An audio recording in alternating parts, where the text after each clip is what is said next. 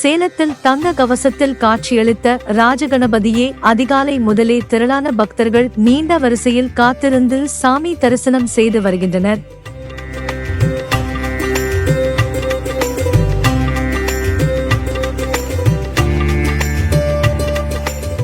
குறிப்பாக சேலத்தில் பிரசித்தி பெற்ற ராஜகணபதி திருக்கோவிலில் விநாயகர் சதுர்த்தி விழாவை முன்னிட்டு அதிகாலை 4 மணிக்கு கோவில் நடை திறக்கப்பட்டு கணபதி ஹோமம் நடத்தப்பட்டது.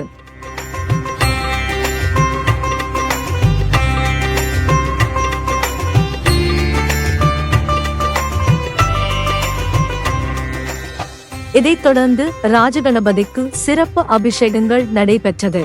இதில் பழ வகைகள் மற்றும் சந்தனம், இளநீர், விபூதி, மஞ்சள், தயிர், தேன், பால் உள்ளிட்ட நூற்றுக்கணக்கான பொருட்களை கொண்டு சுமார் 2 மணி நேரத்துக்கு மேலாக அபிஷேகங்கள் நடத்தப்பட்டது.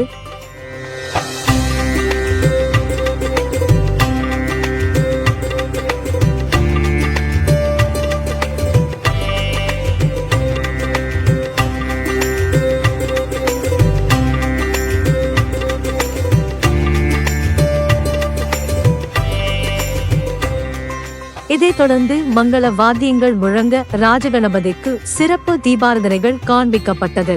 பின்னர் தங்ககவசம் சாத்தப்பட்டு தங்ககவசத்தில் ராஜகணபதி அழகுற காட்சியளித்தார். தொடர்ந்து அதிகாலை முதலே பக்தர்கள் நீண்ட வரிசையில் காத்திருந்து ராஜகணபதியை தரிசனம் செய்தனர்.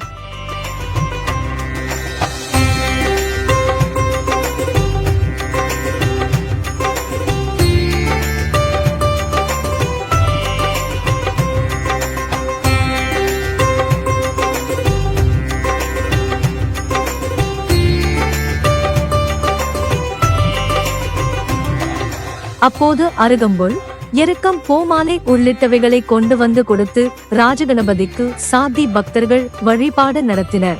ராஜகணபதி திருக்கோவிலில் அன்னாசி, மக்காச்சோளம், சாத்துக்குடி, இளநீர், தென்னைப்பூ உள்ளிட்டவைகளை கொண்டு கோவில் முழுவதும் சிறப்பு தோரணம் அமைக்கப்பட்டு வண்ண விளக்குகளால் அலங்கரிக்கப்பட்டிருந்தது.